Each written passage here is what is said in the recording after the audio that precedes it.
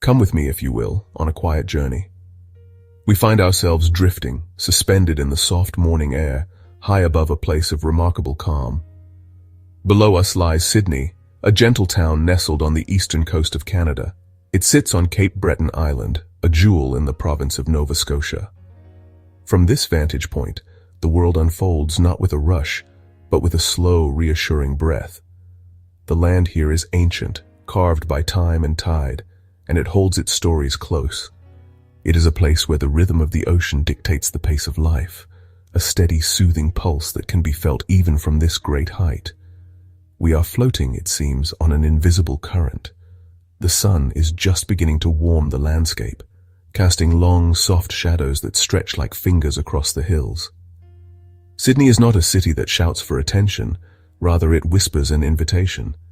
It invites you to look closer, to see the intricate patterns of its streets, the gentle curve of its shores.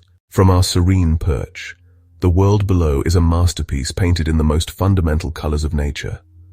The dominant shade is a deep, resonant blue, the color of the vast Atlantic that cradles this island. It is not a single uniform blue, but a spectrum of hues that shift and change with the light and the depth of the water. Near the shore, it is a pale, translucent turquoise, revealing the sandy floor beneath. Complementing the blue is an equally powerful and varied green. The forests of Cape Breton press in on the town from all sides, a thick, textured blanket of foliage. In the summer sun, this green is vibrant and full of life, a mosaic of countless individual trees, each one reaching for the sky. Our gentle flight now carries us directly over the heart of Sydney, its magnificent and bustling harbour. This is more than just a body of water. It is the town's central artery, the very reason for its existence. From this height, we can appreciate its grand scale, a vast, sheltered expanse of calm water protected from the open ocean's fury. It is a natural haven, and its surface tells a story of constant activity. The cruise ship terminal stands as a modern gateway to this historic place.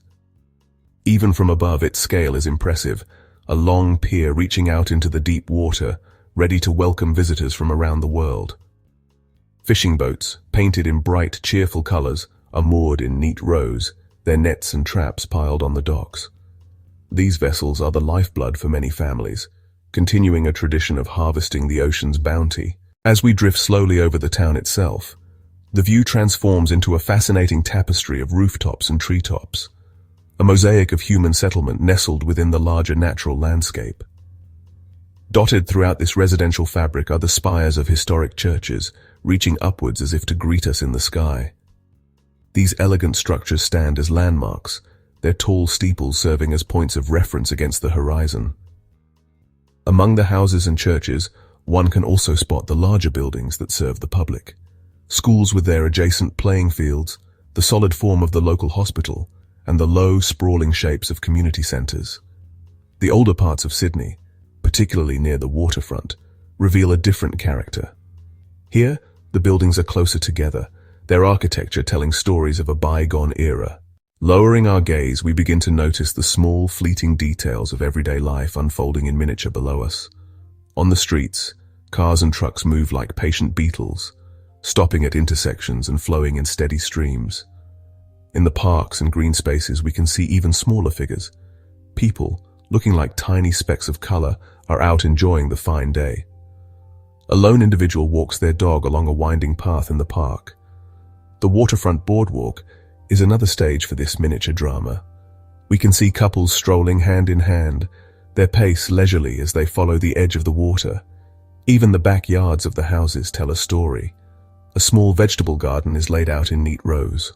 Brightly colored laundry flutters on a clothesline, dancing in the gentle breeze. Our aerial journey now drifts away from the town's center, moving over the vast whispering forests that surround it. The character of the view changes dramatically.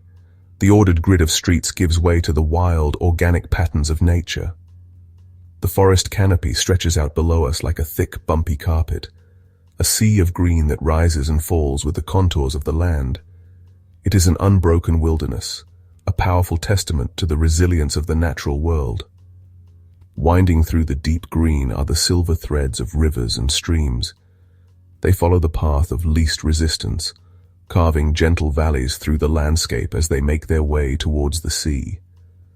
In some places, they pool to form small, secluded lakes, their dark surfaces reflecting the sky like polished obsidian mirrors. These waterways are the arteries of the forest, providing life-sustaining water to the trees and creatures. We now find ourselves drifting over the very edge of Cape Breton Island, the dramatic interface where the solid land meets the endless sea. The coastline here is not a smooth, simple line, but a complex and rugged frontier shaped by the relentless power of the Atlantic Ocean. For thousands of years, the waves have crashed against these shores, sculpting the rock into dramatic cliffs, secluded coves, and windswept headlands. Out at sea, the water stretches to the horizon, a seemingly infinite expanse of blue. Its surface is constantly changing, textured by the wind and the underlying currents. This coastal zone is a place of incredible energy and life. We can see seabirds nesting on the cliff ledges, safe from predators. The ocean here is not empty, it is teeming with life. As our time in the sky draws to a close, the sun begins its slow descent towards the western horizon. The character of the light changes completely, and the world below is bathed in the warm, magical glow of the golden hour. The harbour is particularly beautiful in this light. The calm water acts as a perfect mirror, reflecting the spectacular colours of the sunset. The sky is a canvas of orange, pink, and purple, and this entire masterpiece is duplicated on the surface of the water. Our journey is over. We have drifted on the currents of the air, and now we carry with us a lingering sense of peace. The images of Sydney from above remain etched in the mind's eye. The deep, honest blue of the harbour, the comforting green of the endless forest. The 10 minutes we spent soaring above this gentle corner of Canada have served as a meditation, a brief escape into a world of quiet beauty. The gentle spirit of Sydney, Cape Breton, lingers long after the view has faded, a soft and reassuring presence in a busy world.